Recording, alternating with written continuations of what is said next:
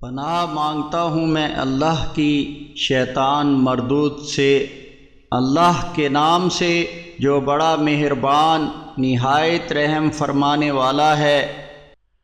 اور جب تم زمین میں سفر کرو تو تم پر کوئی گناہ نہیں کہ صلاۃ میں قصر یعنی 4 رکعت کی جگہ 2 کرو، خصوصاً اگر تمہیں خوف ہو کہ کافر فتنہ میں ڈالیں گے۔ بلا شبہ کافر تمہارے کھلے دشمن ہیں۔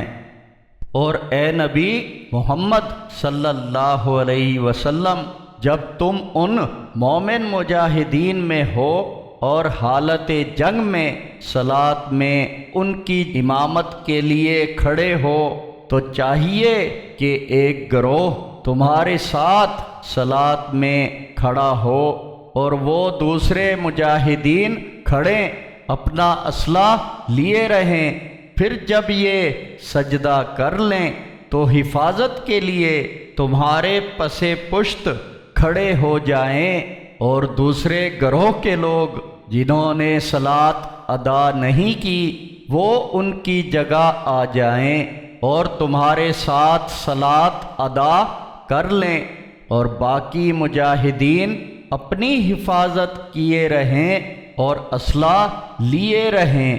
کافر تو یہی چاہتے ہیں کہ تم ذرا اپنے ہتھیاروں اور سامان سے غفلت کرو تو وہ تم پر ایک ہی بار حملہ کر دیں، اور تم پر کوئی گناہ نہیں کہ بارش کی تکلیف میں یا بیماری کے سبب اپنے ہتھیار اتار رکھو، البتہ اپنا بچاؤ رکھو۔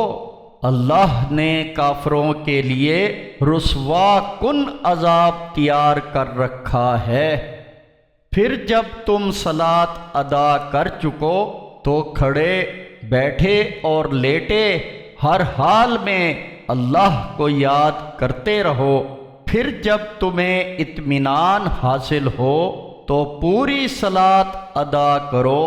صلاۃ اوقات مقررہ میں مومنوں ہی پر فرض کی گئی ہے، اور اس کافر قوم کا پیچھا کرنے میں سستی نہ کرنا۔